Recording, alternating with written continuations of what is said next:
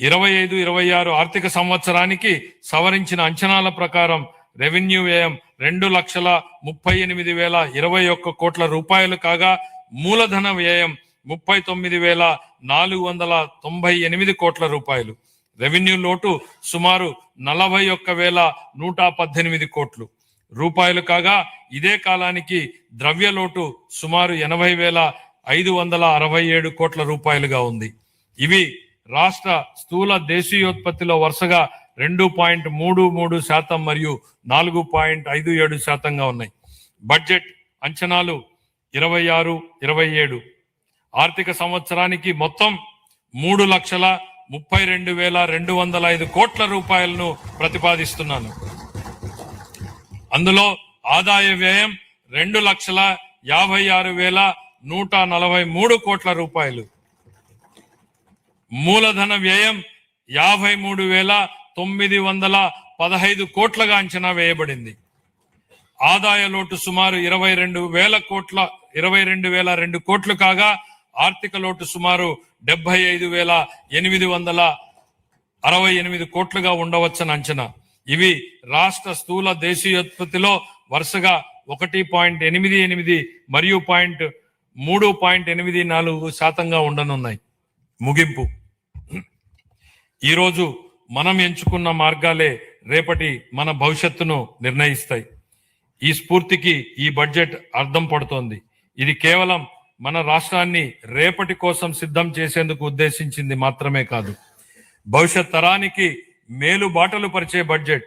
ఇది ఆకాంక్షల్ని బాధ్యతల్ని సమతుల్యం చేస్తుంది.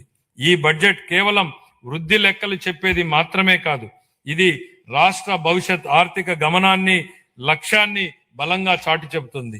ఇది కేవలం తాత్కాలిక ఉపశమనం కలిగించేది కాదు, దీర్ఘకాలిక లక్ష్యాల సాధనకు ఉద్దేశించిన దార్శనిక పత్రం. ఆంధ్రప్రదేశ్ ను భవిష్యత్ సవాళ్లకు ధీటుగా బలమైన స్వావలంబన కలిగిన రాష్ట్రంగా తీర్చిదిద్దేందుకు రూపొందించిన బడ్జెట్ ఇది.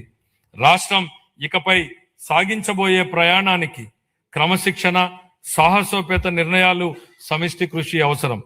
లక్ష్య సాధనలో ఖచ్చితంగా విజయం సాధిస్తామన్న భరోసాతో ఉన్నాం.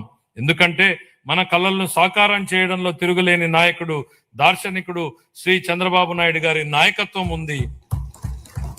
భారతదేశాన్ని అగ్రస్థానంలో నిలబెట్టేందుకు, తిరుగులేని శక్తిగా తీర్చిదిద్దేందుకు అవిశ్రాంత కృషి చేస్తున్న ప్రధాని శ్రీ నరేంద్ర మోడీ గారి అండదండలు, ఉప ముఖ్యమంత్రి శ్రీ పవన్ కళ్యాణ్ గారి విశ్వసనీయ భాగస్వామ్య సహకారం మరింత ఉత్సాహంతో లక్ష్యాన్ని చేరేలా ప్రేరణనిస్తాయి. ఆ నాయకులిచ్చే స్ఫూర్తి మనల్ని మెరుగైన భవిష్యత్తు వైపు నడిపిస్తుంది.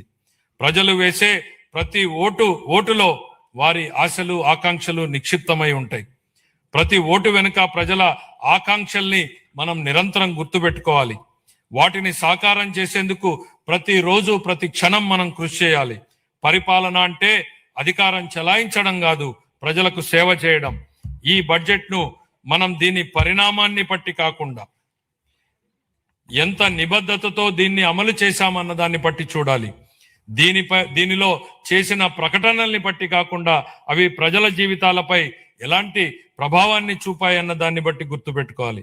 ప్రజలు మాపై ఉంచిన అచంచల విశ్వాసానికి కృతజ్ఞతలు తెలియజేస్తూ, వారికి సేవ చేసే భాగ్యాన్ని మాకు కల్పించినందుకు ధన్యవాదాలు తెలియజేస్తూ ఈ బడ్జెట్ ను గౌరవ సభ ఆమోదం కోసం సమర్పిస్తున్నాను. జై ఆంధ్రప్రదేశ్, జై హింద్.